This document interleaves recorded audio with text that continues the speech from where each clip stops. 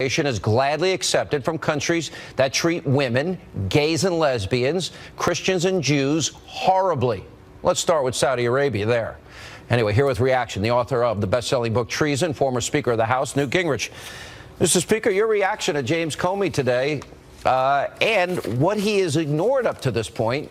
And we don't hear a word about pay-to-play or the Clinton Foundation or any of these things. So is the voters supposed to go into the ballot box blind? Look, corruption, once it gets settled in, is like a cancer. It just keeps growing and spreading. So you have the Attorney General meeting, as you pointed out, with the former president in a very private meeting on an airplane in a very suspicious way. The very week that they're going to interview his wife. The interview itself is very weird, done in a way that very few FBI interviews are done. Then you have Comey coming out and saying, well, there's really nothing here. A firestorm blows up. FBI agents all over the place are enraged. It's quite clear that the political part of the Justice Department is sitting on the investigative arm of the FBI.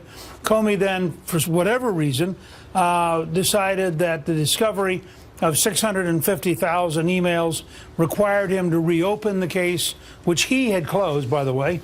And this doesn't count secondary cases that are out there that are ongoing already. But what's strange, I mean, I don't know what's going on in Comey's head, to be honest. It's weird. Nobody believes that the federal government is capable of taking 650,000 emails and reviewing them in 8 days. I mean, look how long it's taken them to review stuff over the last year and a half or 2 years. Yet suddenly, just to fit the Sunday before the election, they rush to judgment again. By the way, on a day when the New York Post is reporting that Hillary Clinton was using her maid to print out classified documents, which in itself is a violation. On a day when we're learning that Chelsea Clinton and her husband were apparently inappropriately using the Clinton Foundation resources, and that's Doug Band who's writing that. That's Clinton's guy who's writing that. I mean, this isn't stuff outsiders are making up. So you have all of these additional pieces of corruption, pieces of dishonesty, pieces of violating the law.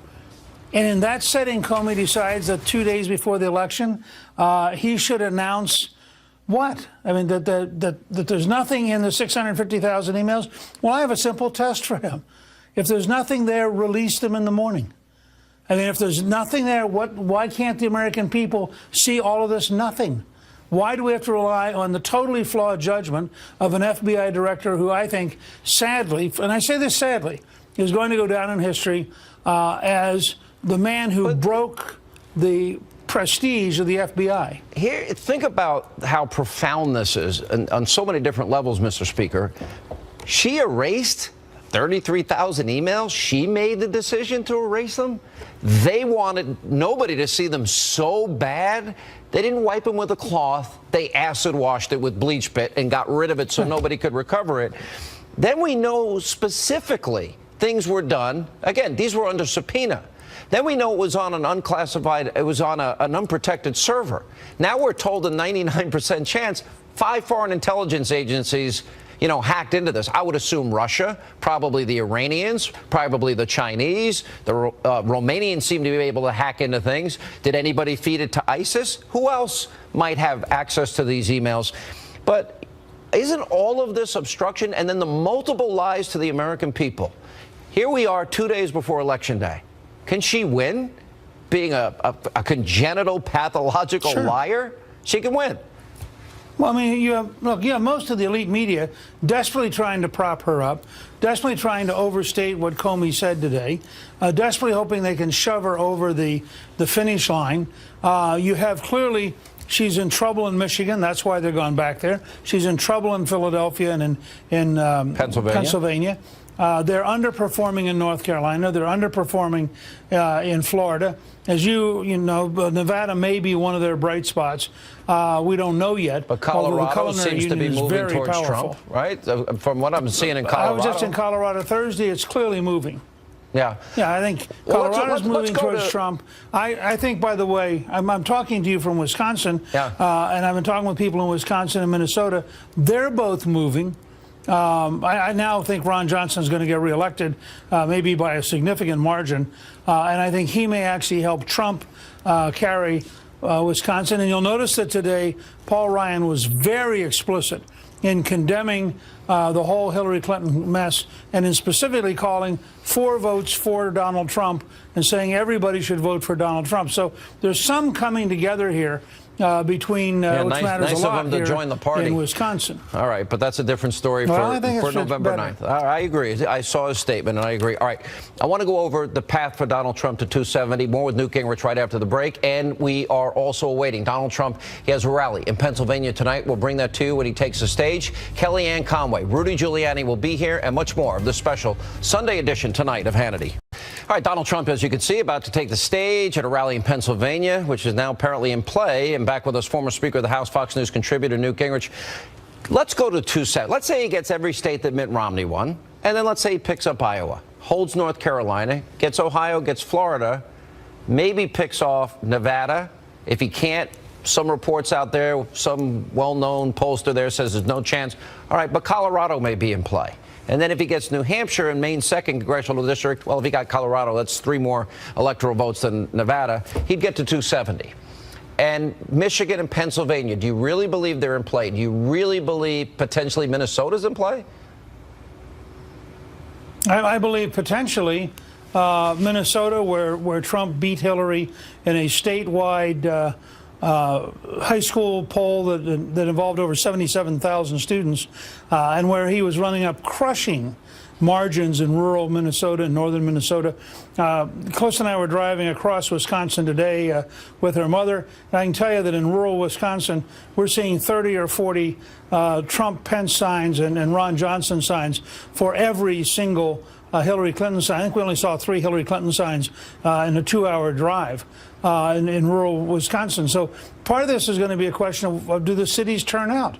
If, in fact, they cannot get African Americans in Milwaukee or in Minneapolis or in Florida to turn out in the Barack Obama-sized numbers, then I think Hillary has an enormous problem on Tuesday. But I want to make one side note for a second that's really important to recognize here.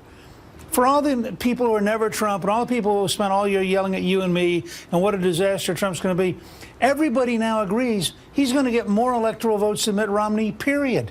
I mean, even if he doesn't quite get there, he's going to be bigger and stronger and get more votes than Mitt Romney, period. So he's already an enormous force in American politics. I believe the momentum is with him. I believe it's with him in Michigan. I think that Pennsylvania is very tough, frankly, because the Democrats will steal Philadelphia. If they could get an honest count in Philadelphia, I think that Trump will win.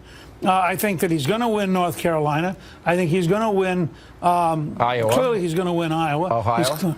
And by the way, this is, again, one of those great ironies. Everybody sort of sloughs off the fact that he's carrying Ohio.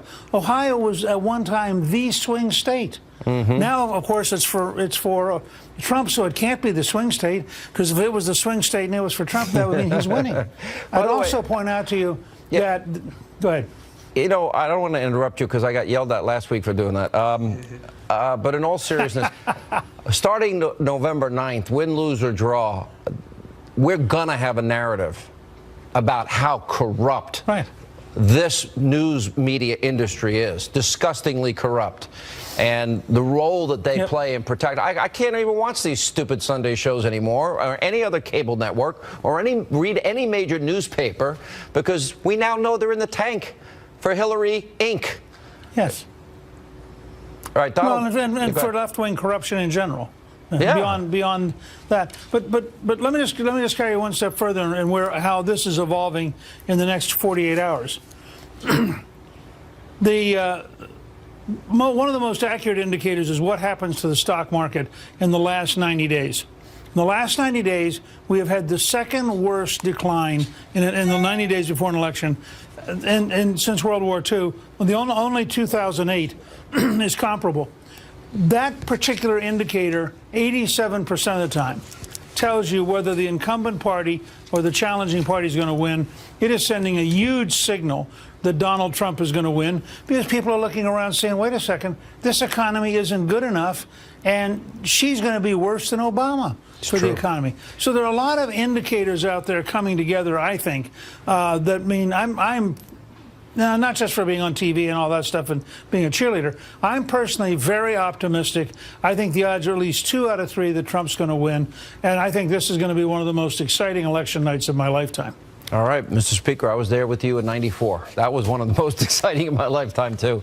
Good to see you. Thank you, Mr. Speaker. Donald Trump's been crisscrossing the nation all weekend long. He'll be on the trail tomorrow. He's tonight in Pennsylvania. When we come back, we'll go back to the speech. We'll also get reaction from Trump's campaign manager, Kellyanne Conway.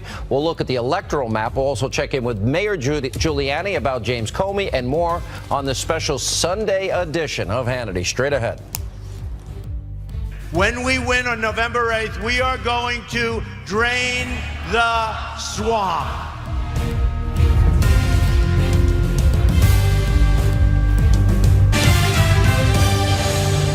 Going out and voting, it's your last chance. It's your last chance to make our country truly, truly, truly